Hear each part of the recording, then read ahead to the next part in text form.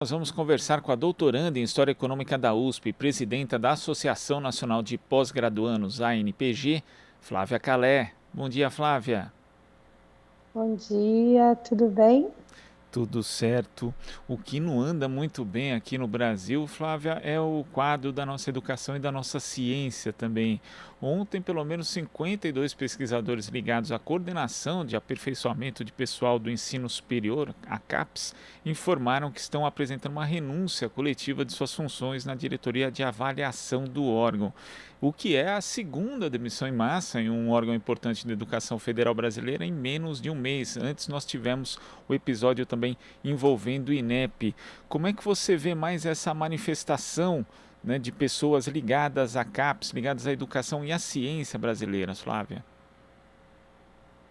É bem sintomático do processo que a gente tem vivido, né? A CAPES, ela tem sofrido o maior ataque desde os anos 90, em 1990, quando ela foi fechada pelo governo Collor. E a CAPES, ela funciona a partir de um tripé do financiamento, porque ela financia bolsas para a formação de talentos e profissionais altamente especializados no Brasil. E essas bolsas e esse financiamento está em crise, né? Ele é um financiamento constantemente menor. O segundo pilar é a própria avaliação institucional, a avaliação quadrienal dos cursos de pós-graduação no Brasil. E é sobre isso, né, que diz respeito a essa demissão, porque são profissionais, professores altamente qualificados que contribuem para a avaliação quadrienal, contribuem para fazer em cada área do conhecimento, e a CAP são 49 áreas, professores se dedicam a construir esse sistema de avaliação, que é muito complexo, e que hoje essa avaliação está paralisada por decisão judicial. Então, e o terceiro pilar é o PNPG, o Plano Nacional de Pós-Graduação, que esse não iniciou ainda o debate, nós estamos atrasados mais de um ano no PNPG, que é o que garante uma política de Estado para pós-graduação. Então, esses professores escreveram uma carta de demissão que coloca justamente em questão o fato, na avaliação deles, de que a CAPES não está construindo, né, os caminhos para garantir que a avaliação aconteça. Eu, particularmente, sou um pouco mais crítica a uma postura demissionária, por quê? Porque a CAPES, como eu dizia, cada área tem um corpo de professores muito, muito qualificados que contribuem para construir as ações da CAPES. E eu acho que isso não deixa de... isso é uma blindagem da instituição, entende? É uma instituição de Estado. E na medida que você tem pesquisadores e cientistas construindo a atuação da CAPES cotidianamente, eu acho que é uma forma da gente construir a resistência. Né? Eu acho que hoje a participação dos coordenadores de área, desses profissionais em todas as áreas do conhecimento, no caso, os que se demitiram foram da área de matemática, estatística, são pessoas que nos ajudam nessa resistência de uma instituição tão importante do Sistema Nacional de Ciência e Tecnologia. Mas realmente é muito lamentável e faz parte desse contexto de desmonte. Todas as áreas hoje da CAPES estão sob ataque, todo o seu pilar da atuação ela está sob ataque e não deixa de ser uma manifestação de um corpo discente que está cansado, de um corpo que está nesse processo de resistência já há alguns anos e que demonstra cansaço diante desse desmonte.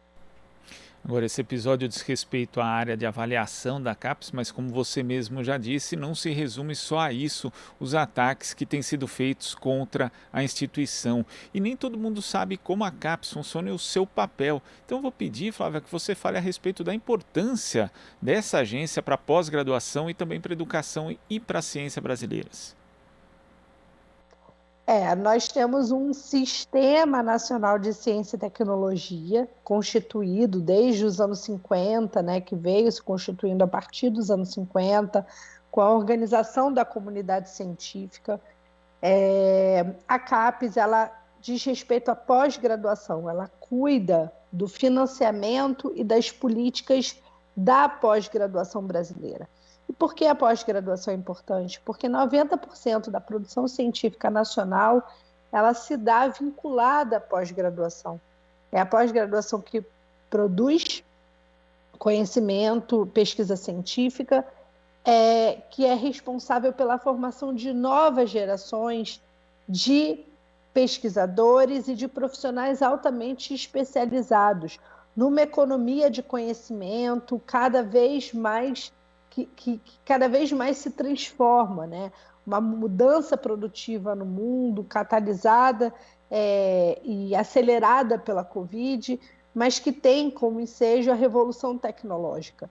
Então, o século XXI, combustível do desenvolvimento são mentes, são cérebros, são pessoas com capacidade de desenvolver tecnologia. E disso depende a autonomia tecnológica do Brasil, nessa reestruturação geopolítica que acontece no mundo, né? O mundo vai se dividindo entre aqueles que produzem tecnologia e os que consomem tecnologia. Então, você tem um sistema robusto de produção tecnológica, de produção científica e de formação de novos quadros para a sociedade é fundamental. Então, a CAPES ela responde por essa função estratégica, né? Então, quando você não tem a avaliação da pós-graduação, nós estamos, primeiro, correndo o risco de ter uma desregulamentação da pós-graduação, ou seja, hoje a gente tem regras de qualidade que garantem que a pós-graduação no Brasil ela esteja voltada para o sentido público e não que esteja voltada para interesses de mercado, mercadológicas. E, na minha opinião, um dos interesses de quem entrou na justiça e dessa ação judicial que paralisa o sistema de avaliação é justamente a desregulamentação, o interesse em acabar com essas regras que garantem qualidade e abra esse filão de mercado para setores econômicos da educação.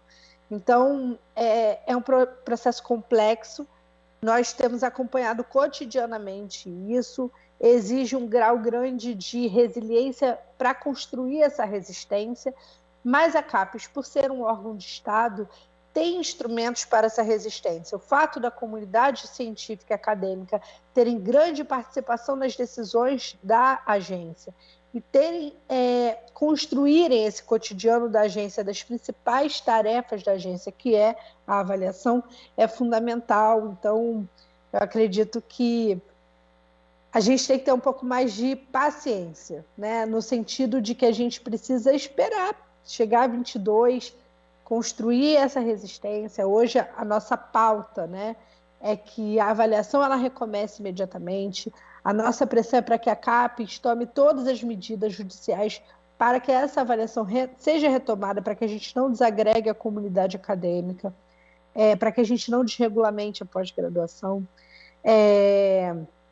Uma outra coisa agora que está em debate é que os coordenadores de área sejam reconduzidos, que seja criado existem jurisprudências, mas que a CAPES tenha uma ação de reconduzir esses coordenadores de área para que eles possam levar a quadrienal, a avaliação até o final.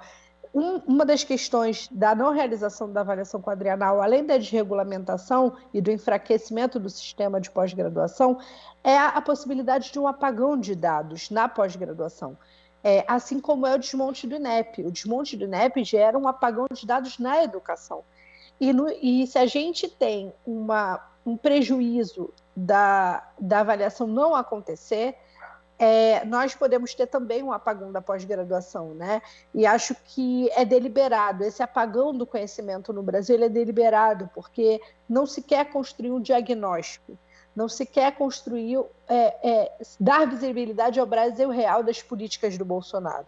Então, por tudo isso é preciso resistir, é preciso que a comunidade científica continue nessa postura, através das instituições de Estado, proteger essas instituições e garantir que o nosso desmonte da ciência e tecnologia seja minimizado ao máximo até que a gente consiga virar essa página da história do nosso país. E quando você fala que esse apagão de dados ele não é por acaso, assim como também a tentativa de desmonte da CAPES, os ataques feitos ao próprio INEP, a sua autonomia, entre outras iniciativas dessa área da educação e da ciência, isso acaba mostrando que tudo faz parte mesmo de um projeto do governo e que essa área de educação em especial acaba sendo central para o bolsonarismo, Flávia? Sem dúvidas, sem dúvidas. Eles fizeram e tentam fazer, né, da educação um bunker da propagação ideológica do pensamento reacionário no Brasil, né? É só lembrar o que foi o Weintraub no Ministério da Educação. Foi um lugar de agitação. O Ministério se tornou um lugar de agitação política e de desmonte da educação. E a gente, na área da ciência, enfrentou de frente, tem enfrentado de frente o negacionismo, né?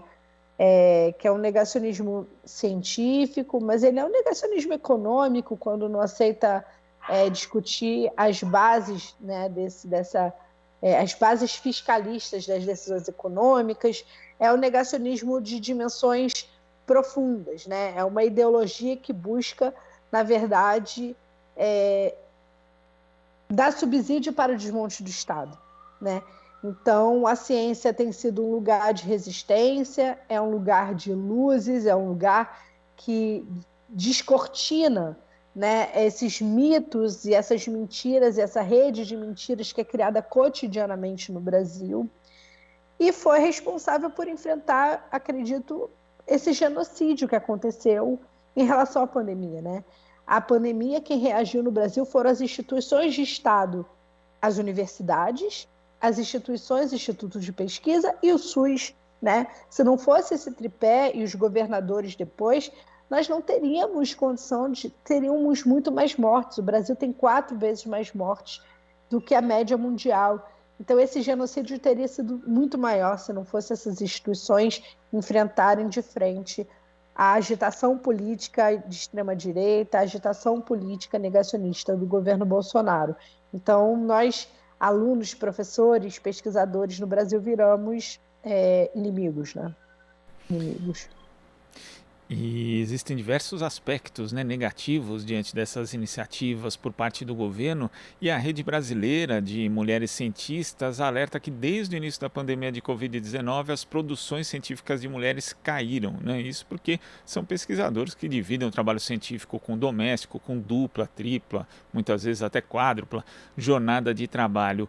De que forma essa tentativa de desmonte, de ataques à CAPES acaba repercutindo também nas mulheres e aprofundando ainda mais essa desigualdade de gênero nessa área, Flávia?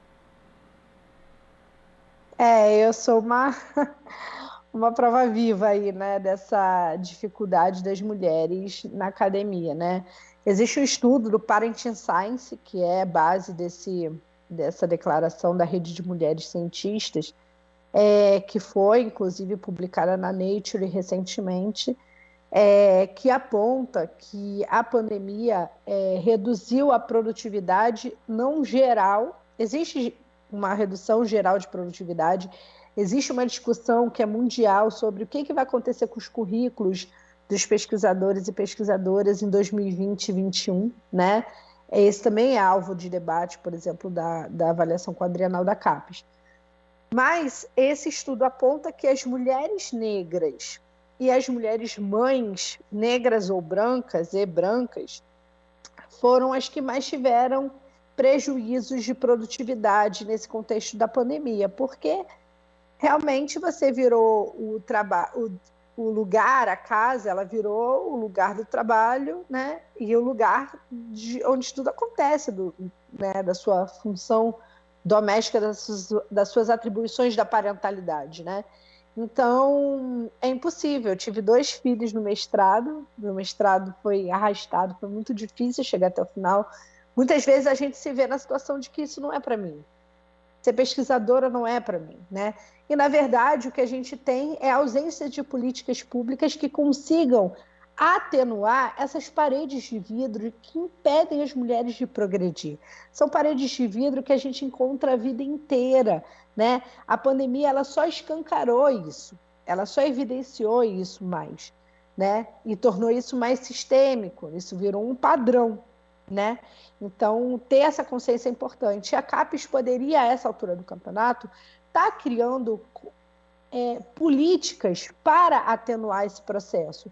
Dou exemplo, a minha universidade, a USP, no diálogo com a minha universidade, nós conseguimos garantir 2 anos de prorrogação de todos os prazos, universalmente para os pós-graduandos. Se não tivesse tido essa prorrogação de prazo, eu não teria concluído meu mestrado e não teria entrado no doutorado, né? A mesma coisa acontece com as pesquisadoras já consolidadas, com os professores nas universidades. É preciso rever os prazos. Os concursos públicos precisam ter regulações, digamos assim. A UF, por exemplo, eu vou dar um exemplo. A UF ela fez um concurso para professoras e que a cada filho a mãe ganhava meio ponto já no concurso. Porque isso aqui é uma forma de você construir equiparações, né? Porque o trabalho da reprodução ele é um trabalho social muito importante, mas que hoje fica muito restrito a uma tarefa individual das mulheres.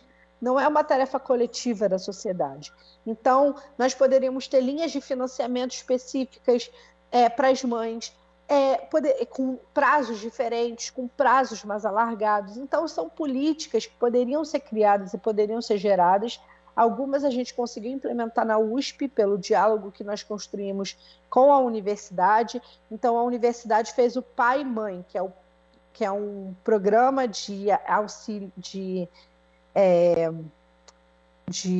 ao ensino, né? É uma introdução à docência dos pós-graduandos, e esse programa nós criamos uma versão para mães, que tem prazos diferentes. Então, assim, poderíamos estar hoje pensando políticas públicas para enfrentar esse cenário e não estamos. Flávia, eu queria agradecer a sua participação aqui no Jornal Brasil Atual. Muito obrigado, até a próxima. Tchau, tchau, eu que agradeço. Conversamos aqui com a doutoranda em História Econômica da USP, presidenta da Associação Nacional de Pós-Graduandos, Flávia Calé. Você está ouvindo Jornal Brasil Atual. As notícias que os outros não dão.